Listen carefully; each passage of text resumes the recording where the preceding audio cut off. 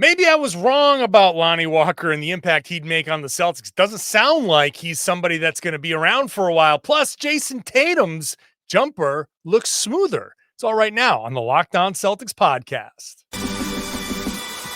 Thanks to Blockbuster brand, it's holiday season, drop Drew in the mix. And 3 from KP, no we not on the Knicks. Flushing competition like Al on Giannis. Juice and Big Deuce, still Beantown's finest. Banner 18 going up in the rafters. Watch the C's game in Locked On after. Karalis on the breakdown, clutch like a tip from D White on the breakdown. John on the mic, documenting domination. Matter pen a back bay, it's all C's nation. Rain and J's, how we started, raising banners, how we finish. Locked On Celtics pod, home of the winners. Peace. Hey there. Welcome back to the Locked On Celtics podcast. So happy to have you back here where it's your team every day. I got you covered every Monday through Friday. Plus, when they play, bonus podcasts on the weekends. It's always a post-game podcast here on Locked On Celtics. So make sure you're subscribed so you don't miss a show. Watch a show on YouTube. Get into the comment section there. Let me know what you're thinking. If you're new, I'm John Karalis. Thank you. Appreciate having you here. I've been covering this team for like 20 years now. Right now, I'm a beat writer for Boston Sports Journal. I've also written a couple of books. Built Different is the latest one. It celebrates the championship. It's available on my website, johnkaralis.com. $30 personalized, shipped out to the U.S., whatever you want it to say, within reason, and signed, all that stuff. Today's show is brought to you by FanDuel. You can start this season with a big return on FanDuel. Place your first $5 bet, and you'll get started with $200 in bonus bets guaranteed. Visit FanDuel.com to get started. First practice today Wednesday, for the Boston Celtics. So got to step back onto that floor at the Arbac Center. Got to take in some of the sights and sounds, which felt like we never left. It was just a lot of the same stuff. Derrick White shooting at the same basket, playing the same post-shooting games, whatever little trick things they're doing, he's doing that. Jaylen Brown at the same basket, going through his drills, doing a little extra work. Jayson Tatum doing his shooting. We'll talk about that later on in the third segment. I want to start today, though, with Lonnie Walker, a guy that when he was signed, I was very excited about this. It felt like to me that this was a coup, that Brad Stevens had done it again, that the market dried up because of the collective bargaining agreement, that people kind of like he slipped through the cracks. And when things got too quiet, Brad Stevens was like, hey, you want to swing by the champions and see if you can help us with the bench? And it sounded like he got him for a song. And because it was an Exhibit 10 contract, a non-guaranteed camp deal, it felt like, wow, this is absolutely no risk. But why would you even think that there would be a risk? And I did a whole show on this. I wrote things on this. I thought, wow, masterstroke by Brad Stevens. Well, maybe, possibly, I was a little too excited about this because it does not sound like Lonnie Walker is guaranteed. Well, he's not guaranteed because it's an Exhibit 10 contract, but it doesn't sound like he expects to be around. So let's start with this. Let's go back to media day for Brad Stevens, because it was the first question that he got about Lonnie Walker. And here is his entire answer when it comes to Lonnie Walker. Well, I think anytime you bring in, people to camp, obviously all the deals are a little bit different, but evaluate and see how everything plays itself out, how it fits together, and how it all goes. But he's a guy that was very excited to be here. I think his relationship with Derrick, he's worked out with Drew a lot in previous summers. And I think that there was an eagerness to be around those guys and to try a new situation. And so, obviously he's got a lot of talent. He's done a lot of good things in the NBA, and we'll see how it fits and plays itself out. And just like we will with all the other 21 players on the roster. So that was not exactly the ringing endorsement of the signing. Like, it was Walker who was the excited one. He was very excited to be here. It's not like we're excited to have him. He's the one that was excited to be here. And it's because Derrick White is here. And Derrick's one of his closest friends. And it was a situation that he liked. And it felt very much like the Celtics weren't exactly like, oh, wow, I can't believe Lonnie Walker is still available. It's Brad makes it sound like that Lonnie came to him and was like, hey, if you need somebody, I'm willing to come by and earn my keep, right? Very, very much somebody like knocking on the door, like, hey, you got any odd jobs for me? So when I heard Brad talk about that, I said, oh, okay.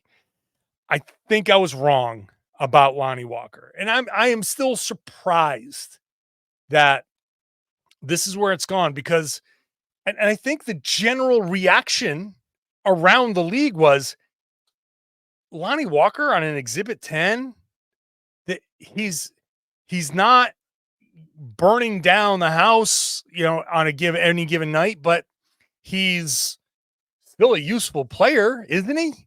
He still can help somebody's bench, can't he?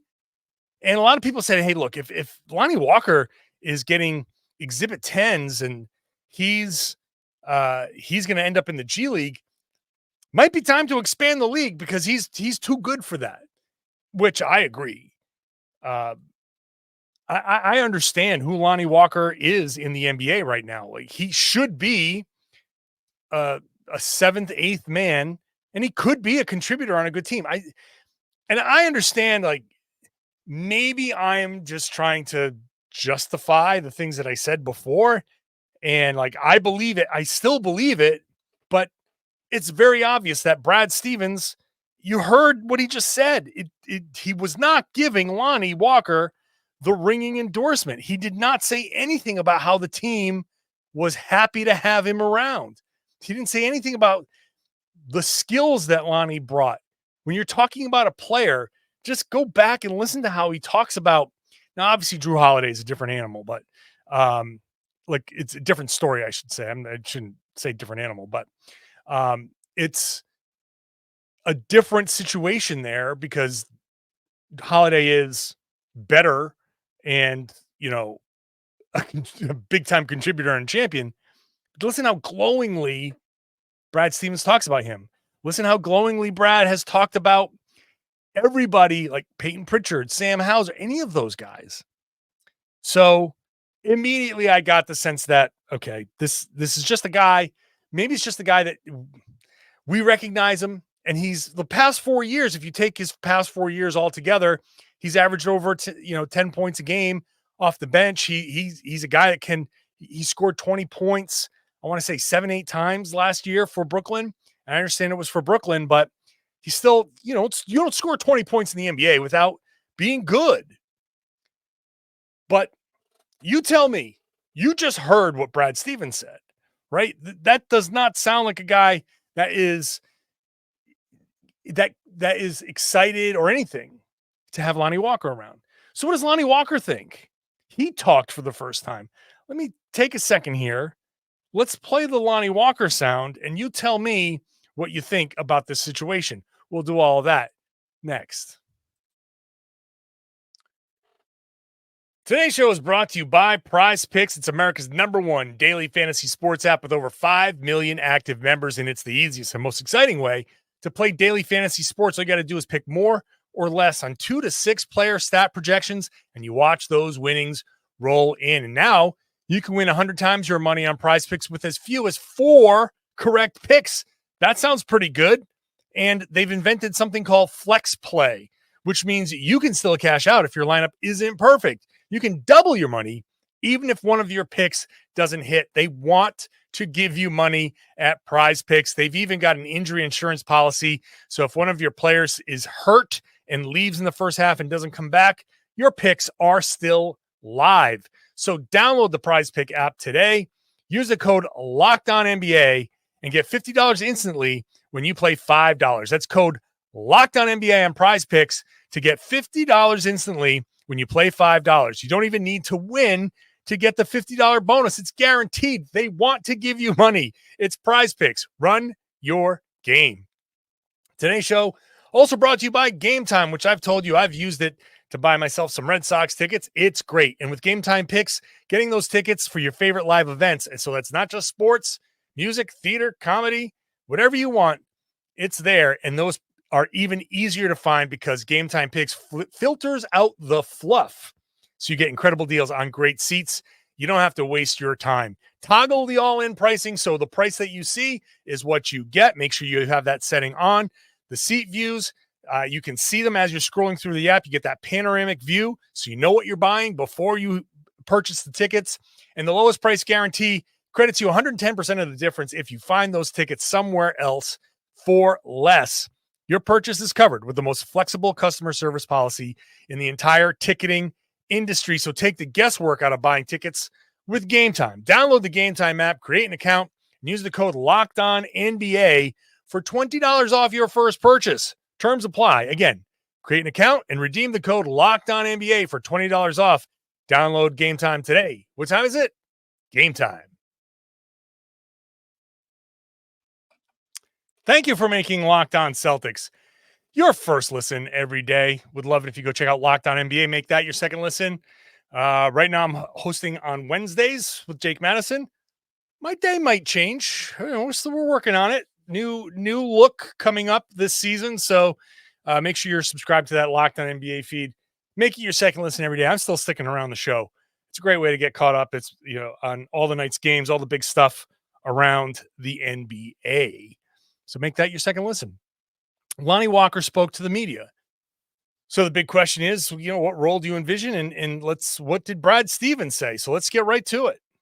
I got to earn it. Obviously there's a lot of different aspects that, might carry on to it. But being on an E10, it's not guaranteed. I'm not coming here with the mindset of, okay, I'm on an E10 and afterwards I'm going to get the guaranteed contract. It's like, I gotta work my tail off. I really have to each and every day put it all out on the court.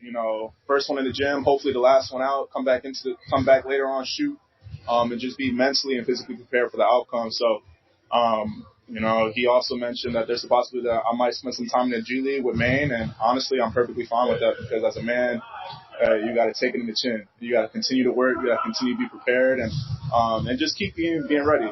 So I think I'm mentally prepared for almost any outcome that may pop up. And I know sooner or later that the worm will turn and the light is still at the end of the tunnel. So he's ready to go to the G League. I am shocked. I am, I don't know. I'm just shocked. I'm just shocked that we're at a place where Lonnie Walker is going to end up in the G League. But okay, he's 26. He's not starting over necessarily, although kind of sort of is. But it's not his last chance. So he's going to have to go out and he's going to have to earn it, just like he said. It's an interesting spot for him, but he's willing to put in that work. I listen to him talk. He's in good spirits. He's kind of happy to be around this team. Obviously, Derrick White's one of his closest friends, so he's happy to be in a city where he has that level of support. He said that this is one of his favorite training camps so far. It's one day, but still, like, he was speaking glowingly of the team. What else do you expect him to say? Honestly, like, he's not going to come in here and be like, well, this sucks. But he was very upbeat. And he understands, I gotta earn my place. I'm not giving up. And I guess because I was so high on him before, that makes it easy for me to not give up on him now. But I'm not giving up on him now because he has shown he is a scorer. He can come out and fill it up. There's no doubt. When they first signed him, I thought there might be 2-3 games where he starts this season, just because of rest and back-to-backs and, all of that stuff. They might give him a couple of, like, he could slot in very easily. I still think he has that ability. He did say he's going to have to focus on his defense. He's going to prove that he's a good defender. He wants to make sure that he's in his natural spot, which would be the shooting guard. If he can be the 2 and guard 2s and not have to guard 3s and all of that, then, he might be in a better situation. The Boston Celtics scheme has a lot of switching, so he's going to have to still guard up, and that's something that he's going to have to be comfortable with, but we'll see. I feel like there's a lot there for him to be, for him to carve out a role that by playoff time is actually potentially with the Celtics. But once somebody hits the G League, there's just no guarantees there. There is added incentive for a player on an Exhibit 10 to go to the G League and stick around for a while because you get to pay him a little extra money. And that's a way to give him an extra like $75,000. It's not a ton of money that, for a guy that's made plenty over the course of his career, but it's extra money, and the incentive is there to maybe stick around and hope for the Celtics to call up. But once he goes to the G League, he can go anywhere. So if he goes, if camp goes the way it seems like it's going to go, where he's going to get cut and go to the G League, then so be it. And if, the Chicago Bulls come calling, and that's going to be the end of it. And he'll go get his minutes and rebuild his value somewhere else. I find it difficult to believe that the Celtics would have a useful player in their system who they know can step in and score some buckets and just let him go. In their situation, you don't get players as good as Lonnie Walker. You just don't get that high a quality on an Exhibit 10 deal, on that small a deal. So I know that money it's a problem now, and this plays into the gross specs and all the money they're throwing around, and maybe they're just like done spending money, in which case so be it, right? That's an ownership decision. I'm just speculating at this point, but if they are worried about that, like it's a little too late. Cat's out of the bag here, right? What's an extra, million? I know the answer to that is, well, when it's an extra million in this luxury tax situation, it's actually like an extra 8 million, but regardless, you're in it, right? So just suck it up and pay the money and put a useful player on the roster. I don't think it's in Boston's best interest to let a player like this go. But again, you heard it. You tell me. You want to get into that comment section on YouTube? Tell me what you think about Lonnie Walker after hearing what he said and after what Brad said. Give it to me. I'm shocked. I have to recalibrate my expectations. I have to dial it back, even though, I can say what I want to say and what I expect. And, maybe you can sit there and be like, you're talking about the 8th or 9th man, so it doesn't really matter, but it does, because this is an opportunity to rest some guys. And maybe we're in a place where the more rest these guys can get during the regular season, the better it is. So why pass up on that? Why pass up on the insurance policy?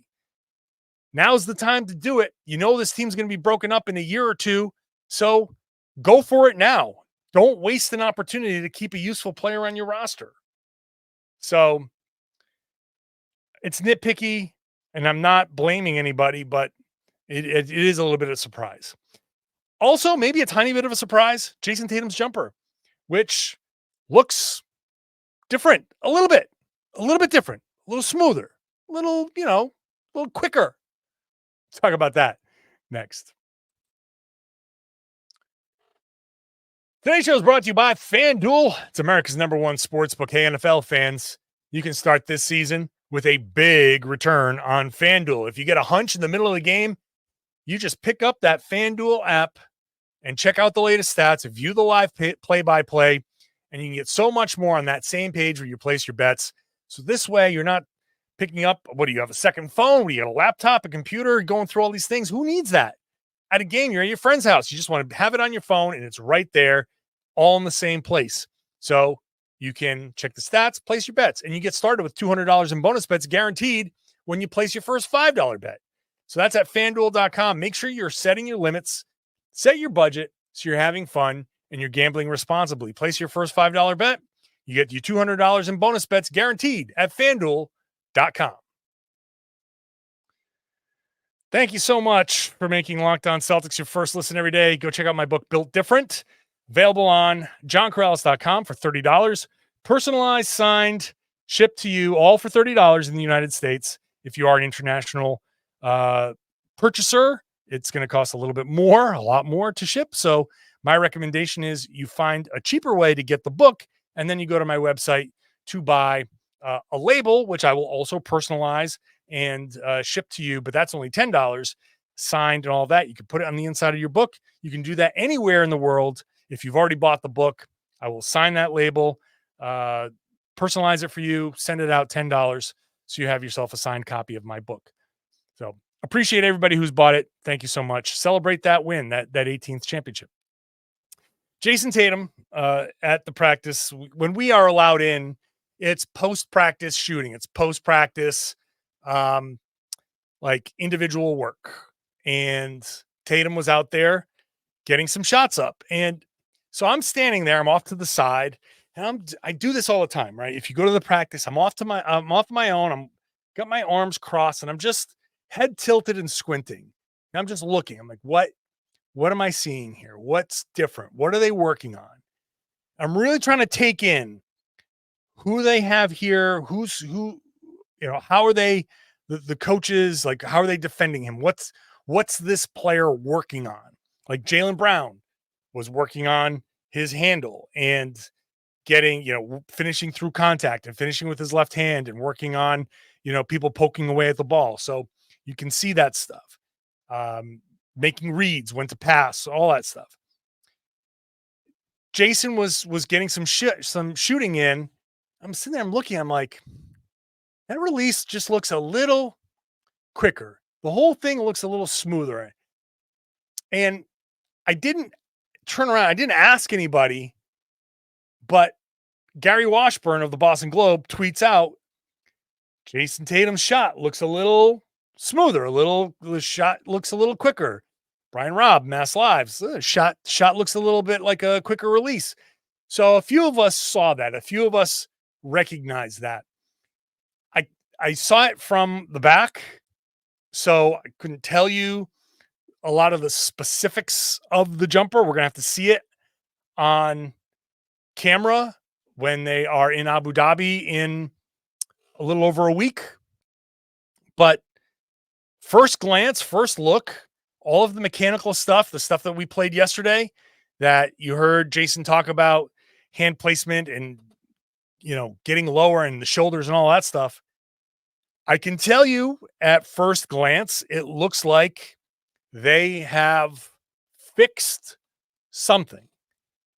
And that's a great sign. And, shot was going in. It was going in enough. I didn't chart how many went in and how many missed because other things were happening. I was getting pulled into scrums to talk to players and all that other stuff. But it's encouraging to see Tatum with that jumper kind of, fine tuning it. And as I've said, like, it's better to hear him say, yes, I had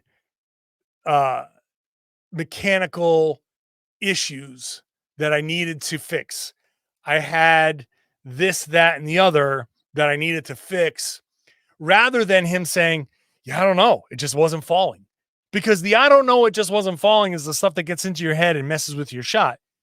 The other stuff, you put in the work, whatever work you need, and that's the result. What I saw today was very clearly work. So just to report to you that Jayson's jumper does look better. It's super early. I know it's just one post-practice shooting session, but so far, so good. Other things that practice, Peyton Pritchard talked. Nothing, groundbreaking there. Xavier Tillman talked. He had a knee scope over the summer at the end of July. He was saying last season that the knee would swell up a lot when he, played in the game. And that was obviously problematic. so he got the scope, which is just when you say scoped, it's an arthroscope. And, we would call it arthroscopic surgery, but they make a little incision in the knee. They insert the camera, a little tool, and they just clean out whatever's in there. And honestly, it could be anything. Could be some fraying of the tendon, ligaments, could be a little piece of bone that's floating around in there. Could be anything that causes the inflammation and fluid and all of that. The knee is a complicated little joint. It's got all kinds of things going together. It's really kind of a wild scene in the knee when you put a scope in there. I've never had my knee scoped. I probably should. I probably need to right now, as a matter of fact, but haven't gotten around to it because I'm not Xavier Tillman. Now, Xavier Tillman got it done, and he says now feels great. The Celtics, we were told, and Peyton Pritchard said there was a lot of running.